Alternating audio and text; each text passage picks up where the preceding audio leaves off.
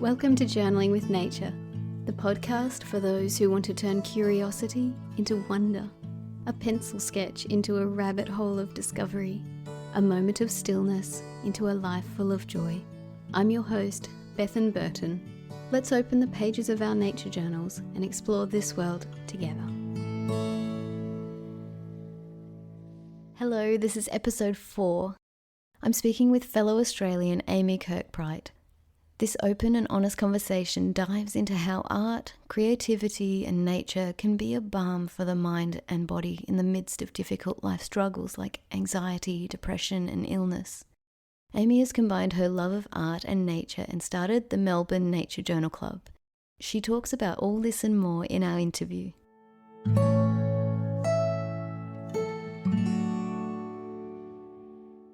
So you write on your blog that you were an artist as a child and that you grew out of it as an adult. And your work is now to find your way back to that childlike feeling, that childlike ability to express your creativity. And I'm wondering, when did this desire to return to creativity return to you as an adult? And what was the catalyst for that? I think I've always had creativity existing everywhere in my life, like in all periods of my life, all stages, sorry. And so even in my adult life, when I finished high school, I actually studied architecture. And then I did things like graphic design for camps or posters or t-shirt designs or conference booklets, invitations, all that kind of stuff. Some of it was paid because in the end some friends asked me to design a band logo for them and they wanted to pay me. So all of a sudden I became a freelance graphic designer. Yes. And I was quite attracted to that because I really worked well with design briefs. I'm someone who likes parameters and problem solving in that way. And so that's why I followed the path of architecture. But in listing all those things I've just said, they were always for someone else. So It was always someone else's design brief. And I was matching to their tastes and their styles. And I was basically being a chameleon for everyone. And it worked. It never really got outside circles of my friends, a couple of friends of friends. So none of it was ever for me. It was just how my mind worked when it comes to problem solving. But I guess I first realized and first was able to revisit that childlike creativity when I later studied counselling and I took an elective called creative therapies. Yeah, like I said, it was the closest experience I had to the way I used to create and do art as a kid. Without fear, I was following my curiosity. There was no real planning involved, and it was for the joy of the process rather than the outcome. Yes. So your creative pursuits when you were doing things for other people was more in the head? Could I say that? Like your expression was following the brief and getting something done to a set within set parameters, and yet when you were studying creative therapies, it came more from the heart. Does that sound truthful? Yeah. I'd say that. I like the word that you use, catalyst, because it really does feel like it was a catalyst, and then it kind of just snowballed from there, which is kind of cool. What happened from there? What did you begin to do and generate from your own desires and your own childlike creativity from that point? A lot of it was self-healing. So with my own battles with mental health and physical health, that's kind of where it started. And then the creativity, the process, I suppose I could say more than the creativity, the process of creating was helping me revisit myself. It sounds really weird. It doesn't sound weird at all. But that's the best way I can describe it. And in a way, that's the really beautiful part of creativity. And when you're tapping into yourself with it, it's a language that you can't really find words for, I guess you could say. Yeah. And so, I guess that made me become more interested and kind and caring towards myself. And so eventually, and I'm still in the process of having my own creative voice come out for myself and from myself without external influences, I suppose you could say. Yeah. And now I read your words about how the aim of your creative life now is to combat anxiety in a large way. Can you talk a little bit about how creativity is the antidote to anxiety? How does it make you feel? How does creativity heal anxiety? I'd include depression in that as well, because my mental health battle journey started with depression, which was about 2011. Anxiety came 2013, then it kind of settled. They both kind of settled and ramped right up in 2015 when it was paired with chronic health, physical illness as well. Both depression and anxiety in their individual occasions caused me to stop everything I was doing in my life. So if I was working, I had to pull out of work that I loved. If I was studying, well, both times I was studying, I had to pull out of study, pull back on all my volunteering. I do a lot of stuff with my church and love working with young people, and I pulled right back on all of that. So depression was the end of 2011, beginning of 2012. My best friend introduced me to Instagram, and because I used to be one of those, well, / am still one of those people that doesn't want to jump on the bandwagon and then I jump on too late. And so I really think that Instagram and crochet got me through depression.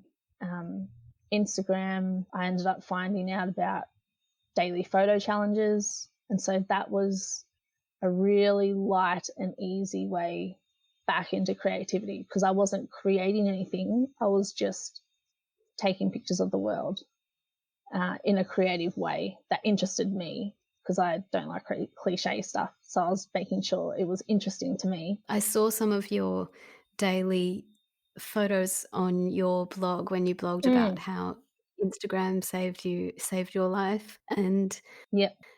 I love that title, because those two things, people often say that social media has a negative impact on their mental well-being, and yet there are beautiful ways that you can use it to uplift you, and you found one of those ways. And so you have these lovely pictures there of a pair of shoes on a road in the rain, or something leaning up against a light post, and they just obviously moments from your day that spoke to you, a little like vignette or a simple little poem in a photo. And I could see how creating those would be really uplifting, and also a little bite-sized thing, not something you have to tackle, not something you have to that challenges you too much in those vulnerable periods.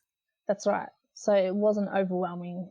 I like the term you use, bite-sized. That's exactly what it felt like. And it was the only thing that got me out of the house each day, apart from my weekly psychology appointments. Like I said, I wasn't working, I wasn't studying because it was depression. I probably wasn't exercising. Did you find you started looking at the world in a different way, like you were looking for these beautiful little moments to photograph? Did it lift you in that way, like you started looking for beauty? I think it was almost giving me permission to do what I do anyway. So I'm someone who does pay attention to details, and I just, if I'm walking with some friends or family, I wouldn't point that stuff out because I'd think I was weird for noticing it, or, I'm that, it's almost like that rom-com thing where the guy says wistfully, oh, you should look up in your city because no one else looks up. Yeah. So yeah, I just pay attention to tiny details for some reason. And that's a beautiful habit. That's not that's not weird at all. That's a beautiful habit that people could benefit from. Yeah. So it's lovely that you packaged that up and then you were able to show people, hey, these things are beautiful. You can find comfort in these beautiful little things that we see around us. That's wonderful. Yeah. So I guess with that and crochet, funny, I actually took up crochet and taught myself through YouTube because I saw on Pinterest this little Ewok from Star Wars that I really wanted, but it was only a pattern. So I had to learn how to crochet to get it in my life. But yeah, to be able to capture those little moments that I could see in my daily life and doing something like crochet that is rewarding because it's so quick, that was just really good for someone with depression. Yeah. Because the reward came so quickly. Yeah, that's an interesting way of putting it. Yeah. So I felt really productive. Yes. And I felt really validated when I would post the photo of the thing that I'd seen and there were likes. It's not that I was doing it for the likes, but yes, I would end up getting comments like, wow, that's really cool that you could see that. And people were thanking me for what I was sharing because it was bringing them joy. Yes. And helping them to self-reflect on their days. And so that was a boost for me. Funnily enough, to combat anxiety, I took up watercolor because I heard that you can't control it. That is so interesting. And maybe I'm just cruel to myself like that, something.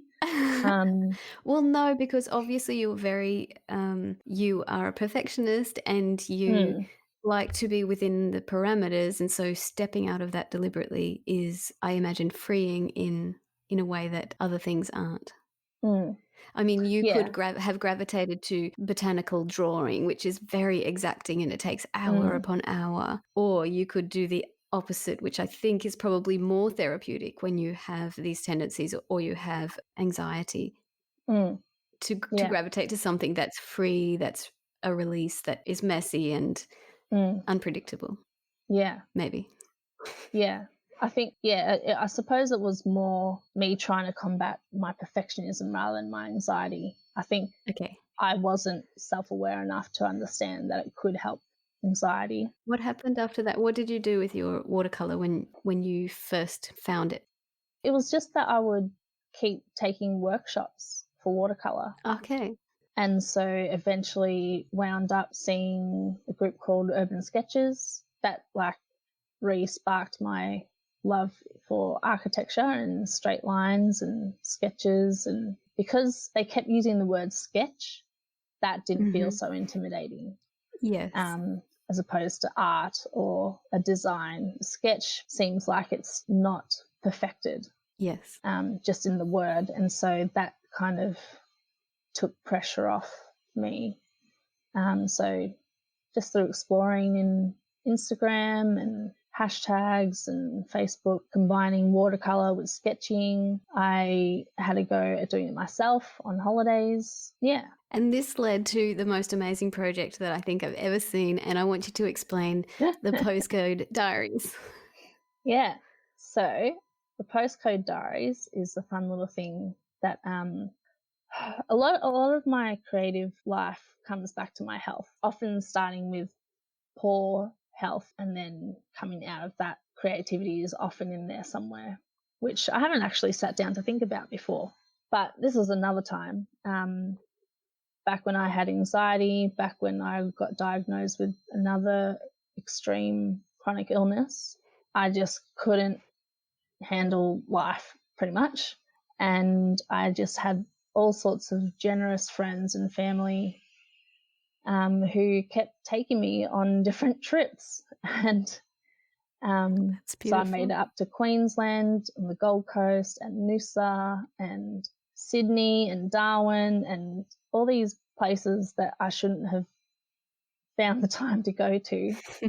And the only thing I would take on those trips, because I couldn't even read anymore, thanks to depression and anxiety and this new condition that I was diagnosed with.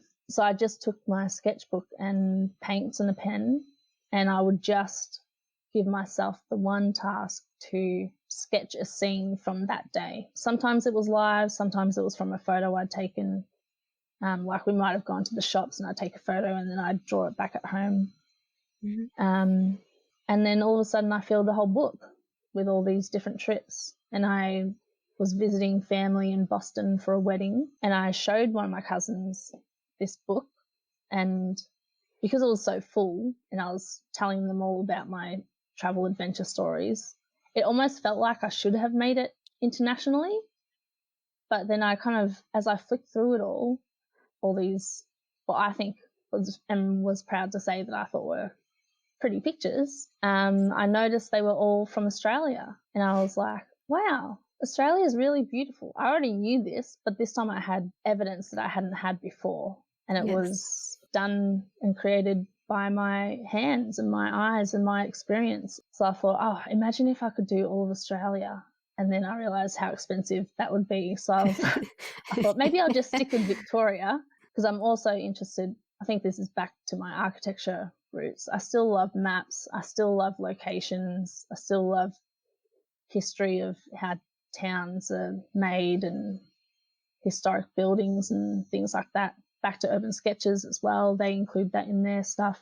And so I just had the idea of, I wonder if I could go all around Victoria and collect postcodes. I love this idea so much. Yeah, thanks. So it's going to be a lifelong project. Yes, big project. Yeah. The thing that makes me smile so much is that you are a perfectionist and you want to do it in chronological order. Yeah. But see, the handy thing was I was living in the city, Melbourne, and that's postcode 3000. And the next. Okay, so you already started at the beginning. Yeah, and so what you'll find if you look at postcodes is they actually radiate from the centre of the capital city, and then they spread out. And so postcodes are generally clumped in the same area for a while, and then it hops around the state. So the 3000s. So it makes sense. Yeah, so the low 3000s that were all within tram distance from me. Okay. Or even walking distance sometimes. And even the 3,900s section, that's where all my family live. And so kind of I'm going backwards as well as forwards. Okay, that's good.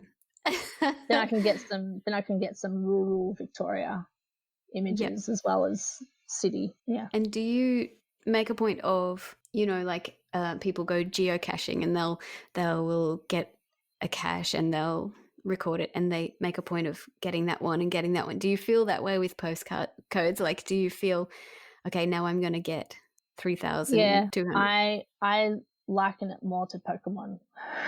Okay. So, you might have heard me say I collect postcodes. It's like I collect Pokemon, or I love it. I suppose that's more catching. Yeah. So yeah, it's my little collection of postcodes. I love it. So if anyone who's listening wants to see Amy's postcode collection, take a look at her website. Do you want to say your website right now? Yeah, it's amydiana.co, Diana with the one N and co, and just head over to postcodes. Amy has a beautiful website. Her blog is full of really heartfelt words, all about creativity and anxiety and moving. The thing I love about your website is that most people create art so that they can show the end product, and your website and your blog and your whole reason for doing this is the opposite to that, which is that you're doing it for the process. It's not about the end product, and it's about how it makes you feel, and it's the process, not the product, and that's what I love about it. Thank you for saying that, because that's not how I started this journey at all. Okay. That's like, to hear you say that says to me that what I've been doing has been taking me in the right direction, because I've been trying to, with my perfectionism, which leads to my anxiety a lot of the time, which is unfortunate because I'm trying to make creativity part of my antidote, like you say, but with the creativity can come anxiety, like a real anxiety. Yes. So I've been trying to learn how to love the process more than the product, because perfectionists like the product more than the process. So I want to say that on your blog you call yourself, you say you've got the killer combination of being a lazy perfectionist, which is like a double drag whammy. Because it's a double whammy, exactly. So can you talk about how you overcome these two things and keep up your creativity despite being a lazy perfectionist? Yeah. So I always have plans and inspiration. It's kind of like when you want to start an exercise routine. You always come up with a really good plan at 11:30 at night when you're in bed, Yes. and you might even go as far to visualize what you're going to do the next day. And then the next day comes and it's all gone, and you remember that the mornings are really cold and you like to Getting out of sleep bed is in. not fun. Yeah. Yeah. So that's kind of how it feels a lot of the time. Like I get all this motivation, I get all this inspiration from watching other people, or I'll see where someone else's art skill is or level is, and I want to get to their level. And I know that stuff doesn't happen overnight. And so I just have this impatience that makes me want it now, even though I know it takes time. And so I try to, it's not that I try to find shortcuts, it's that I put a lot of pressure on myself to think I should be better than the average human to get there faster. And then, yeah, I've got this romantic dream of being old and wrinkly and having all the little tiny relatives sitting around me with all my old journals and That's a beautiful dream. yeah. But I think the thing that really got me, probably, I like my age. I don't think I'm old, but it did feel like when I turned 30, it was a particular type of milestone. Okay. And so when I got to 30, I realized I've been spending years wishing that I was at this level of skill. Yes. And I hadn't got there. And I was very easily going to waste another year of wishing that I was at a certain level. And there was just one day I came across a blog and read the story of a scientist who decided to draw a fish a day. She wanted to get better at because she was a scientist, she wanted to be able to draw better so she could understand her research better. And so she just picked up this habit of drawing a fish every Sunday. I think the hashtag's called Sunday Fish Sketch. And they showed a before and after. So say year one, day one, she drew this fish. Then a year later, she decided to draw the same fish. And then a year after that, she drew again that same fish. So she lined up these 3 fish next to each other, and you could see the improvement in the skill just from drawing once a week. And so in my mind, I was like, if she can do that, then I can. Yes. So the before and after stories of people and their skill level. That's a really positive helped. comparison, because we say that, you should never compare yourself to other people. You should only compare yourself to your earlier self. Yes. But to see someone else's progression and to say, yeah, if that person can progress that much in 3 years, then I can progress in 3 years as well. So that's one example of a positive way of comparing. Whereas the other way to say that person's good and I'm not as good is really destructive and demotivating. But that sounds like a really motivating thing for you. Yeah. And yeah, it's the only time I've seen something like that. And I don't think I've really seen anything like that ever since still. So I hold that story and that image in my head very closely. Heart, head, one of those. Yeah. So now you use that as inspiration to keep going when you're feeling demotivated creatively? Yeah. Just to add a little bit, add a little bit, add a little bit. Yeah. Like I said, even the fact that she did it once a week, to me, I thought, well, that's achievable. Kind of like the Instagram thing when I was coming out of depression, like one photo on your phone, not edited by some Photoshop or anything like that. It felt doable. And I guess I don't have a clean, this is how you do it answer because I'm still in it. Like I'm still, it's why I've got my blog. Like it's why the blog exists. I'm still dealing with creativity and anxiety fighting each other.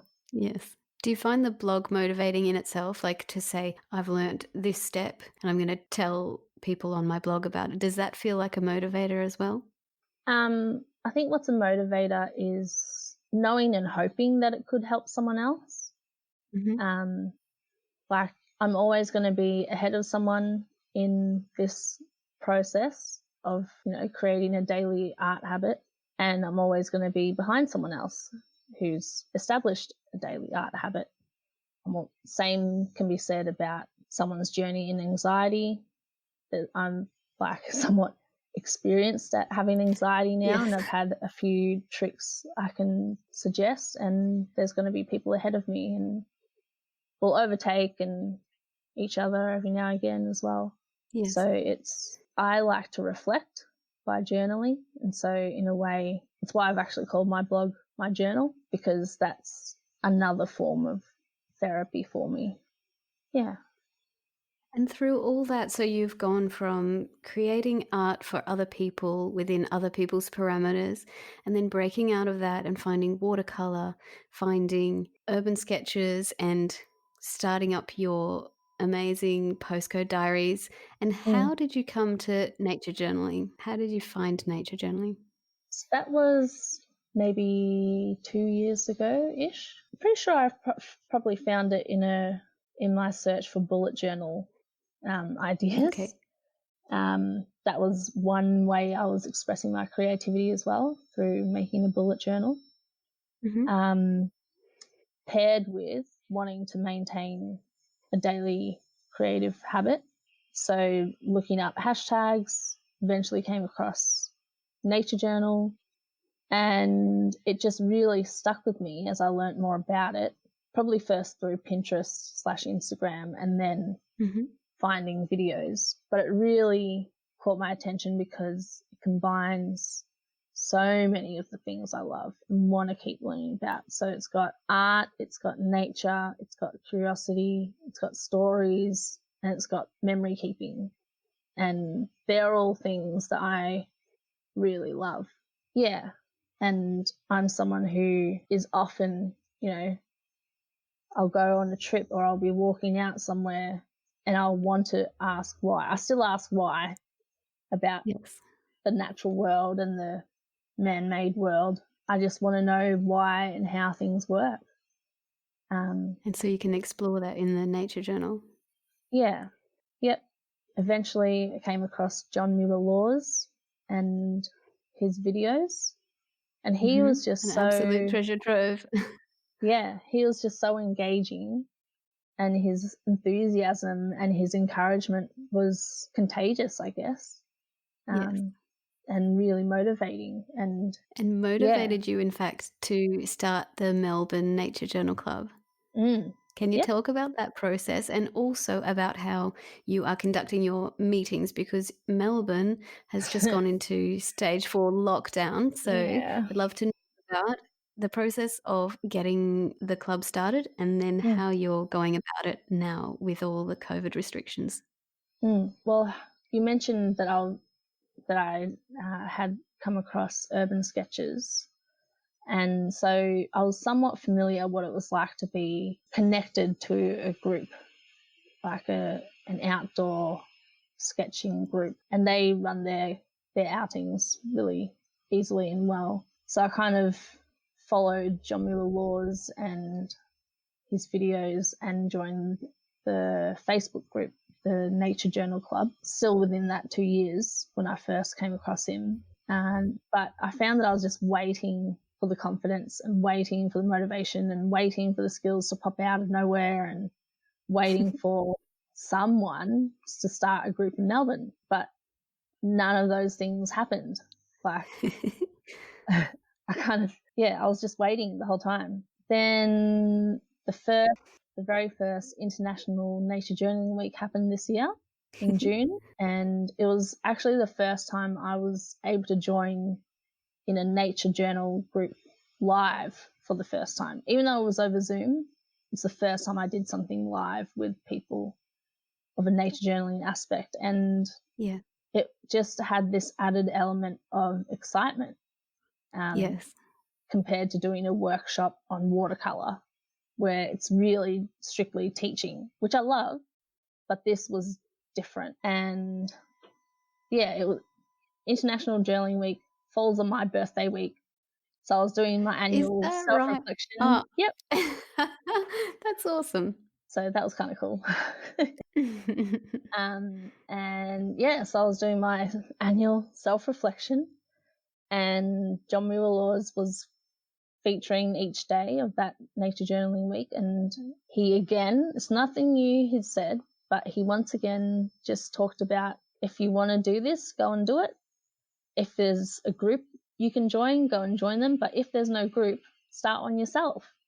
And he's, he was like, call me and I'll help you. And so I That's called him amazingly and he generous. helped me. That's Um, so good. So you chatted on the phone with John Muir Laws. yep. And he just, So cool. it was kind of funny because, again, I've just watched so many of his videos and read his books. He didn't say anything new, but it felt good because he was saying it to me. Yes. And so maybe that was enough. Maybe it was me Yes. saying it out loud. Maybe that was the equivalent of telling someone for the sake of accountability. And I remember telling him, I said, I've got the nervous excitement in me right now. And he said, well, that means you know it's right because you know it's this important. And so you're having those nerves, but it's exciting because it's exciting. He said it much better than I did just then, but it was basically he was basically saying that's the right feeling. And so you're doing it at the right time as well. Yes. So yeah, we've only done Zoom, Mm-hmm. and it's not that bad, I would say. I think it's helpful that we've all moved essentially to online meetings anyway, particularly in Victoria and Melbourne. So it's not too unfamiliar. Yes. Yeah. So how do you do a nature journal workshop over Zoom? So I'll give a little bit of a demonstration, give a little tip, and then give a suggestion of what they might like to journal about. It's still like it's not a dictated workshop by any means. It's if you're stuck, fall back on this idea that I'm sharing with you now. Okay. Yeah. Then we turn off the screens, go and do the journaling, and then come back and share with each other what we've found.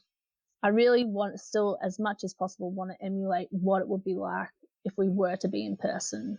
And that kind of interaction and sharing would happen naturally. So I don't want to change that just because we're on video or anything like that. Yes. It's a wonderful way to do it, to have coming together, going and journaling in the real world, not from a photograph, not from the screen, and then coming back to share what you experienced. It's a great format. Yep. And what does nature look like where you are? What does nature look like in your patch when you go out the door, when you go take your journal out to do a journal page? Well, Victoria/Melbourne is quite flat and pretty dry, but I'm actually very new to this location, so I don't know it very well. I happen to live near a mountain called Mount Dandenong, and the main thing I've noticed while living in here in this suburb is that I'm pretty sure there's more cockatoos here than any other bird. They're just everywhere and they're so loud in a good They're way. really loud, aren't they? I love it. I've lived in the city for almost half of my life, like center of the city, and it really just made me miss living in rural Victoria where I lived for the other half of my life. Yeah. So I'm really interested in how city dwellers can connect with nature and how little pieces of nature or little areas of nature can become important for city dwellers. What would you say about that? What would you say are ways that city people can connect with nature if there's not an obvious way to do that? There's always botanical gardens that Yes.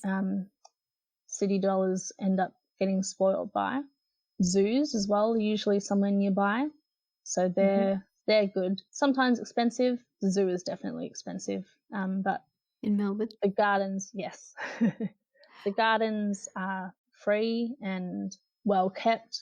It means hopefully there's going to be people available at the gardens who know about it. So I also happened to take a bunch of workshops one workshop done at the Royal Botanical Gardens. And so they were able to teach us stuff and show us stuff, invite us to more things that the Friends of the Botanic Gardens would hold. So I guess there's a lot more information available to city dwellers. And being in the city, I just found I could travel places quite easily. And so luckily in Melbourne, nothing really seemed too far away. You end up knowing the green spots. You end up knowing where your favourite tree is. Yes. So I'd actually recommend, when something looks too common, have a look again, because that's what the trap is, I suppose, when you're living in a built-up area. Nothing actually, it starts to not look novel anymore. Yes. And I think that's the beauty of nature journaling, is that it shows you how to look. It's a practice of looking at ordinary things in a new way or with new eyes, and that maybe is especially important for city dwellers who are imagining that nature isn't near them. So seeing magpies as novel or seeing them in a new way is especially important for people who don't have access to exotic places or rainforest walks or whatever. Yep. And even just watching, like we tease pigeons and ibis a lot in Australia, but just sit and watch one and see what happens. Yes. Even the seagulls, like, they're considered the rats of the city kind of thing, but Yeah. they can sometimes do really weird and funny things. Yes. Yeah. I'm really interested in where your love of nature came from. So you said you grew up in rural Victoria. Do you think a childhood in a rural area was what sparked it, or did you have a nature mentor, someone who encouraged you outside and actively invested in your love of nature? I don't know if I could pinpoint exactly. My dad was is just very knowledgeable about a lot of stuff. You know, his bookshelves, I can even see it in my mind's eye right now. I can see all the yellow spines of the National Geographic collection he had, and the cream and maroon collection of encyclopedias on the other wall. And he just loves learning, and he'd just spout out facts at us about random things. I think it was his way of teaching. He'd just say a fact, and I don't know if we were interested at the time, but Yes. somehow he'd repeat the stuff so much that I just absorbed it. You know, we'd do family day hikes, and actually, you know, like, I've got a lot of overseas family, and so whenever they come over, we would take about 4 van loads of people and do the Grey Ocean Road in one trip. And that's for, if you don't know the Grey Ocean Road, you don't do it in one day, but we did. Okay. All the time. Okay. And it's a beautiful, spectacular place, but I did it so much that I would refuse to get out of the car even because I just hated doing the tourist thing again, with the photos and the cliches. And yeah, we'd do hikes and we'd do camping. I think it's more about the questions I had. Like I said to you, I've just always been someone who wants to know why. Also just love knowing about stuff. Yes. I love David Attenborough kind of documentaries. So I think I kind of grew into loving nature when I was in the country. I don't think I could say that I loved it, but I was taught it really well, that by the time I, you know, was becoming a teenager and an adult, I had all this knowledge that other people didn't really know and I thought was common knowledge. And so even that was making me ask, how come I know that and you don't? And isn't it something we should know? And yeah, I don't know. I think it's something like that.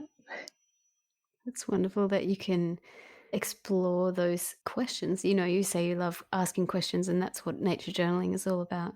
You can explore that in the nature journal. Yeah. I'm wondering, when you're journaling, is it with the head or with the heart? Do you know what I mean by that? Yeah, I think it starts off with my head. Mhm. Like it's the curious part of me that just wants to know why did it do that instead of that. Yes. I pay attention to patterns, and so I want to know what's creating the pattern, and if there's a disruption to the pattern, I want to know why. And it's really frustrating when I ask the question and no one around me knows the answer. And so maybe that's more where all that curiosity and investment Yes. came from in the question you asked before. So starting from the head, definitely. And then as I get to know it, either if it's the phenomena or the creature or even just the location, the more I know about it, the more I love it. That's a wonderful thing, isn't it? Yeah. When you get to know something, even if it's really common or you think you knew it already, when you go into it through a nature journal page, it becomes part of you and part of your story, and it brings love into the equation, and that's where the heart comes in, I guess. Yeah. Yeah. And so it kind of, if it was a person, similar to when you find out more about someone, you become more invested and interested in Yes. them and what they might do next, or you at least might care about them a little more simply because you found out more about them. When it comes to nature, there's so many unknown things. And so when something's unknown, you either dismiss it or you're apathetic, or you might even be a bit scared of it, or it grabs your attention and you become curious about it. And so Yes. it's the curiosity and the attention that you give that can lead to becoming more compassionate towards it, I guess you could say. Yes, and I think that's the aim of the whole thing, don't you think? That Mm, I guess it's going inward and outward, you know. mm, I find that it can heal a person, and it can also motivate a person to heal the planet mm, through their behavior.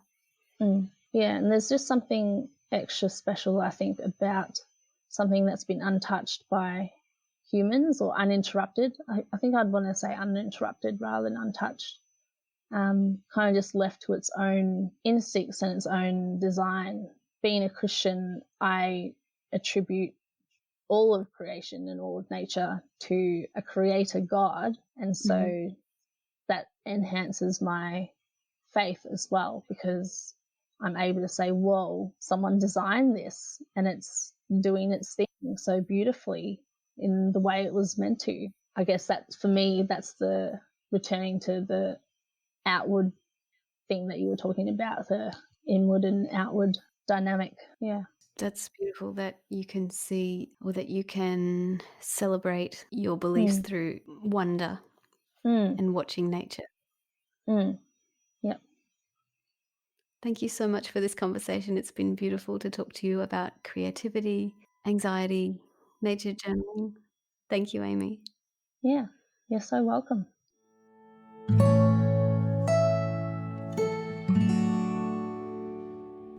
I'm so grateful to Amy for her openness on these subjects. Often in our society, I think we have the tendency to gloss over the difficult times, to put on a smile and pretend that everything's okay, even when we might be drowning inside. Amy's willingness to be open about her struggles with anxiety and depression is what makes her blog accessible and unique.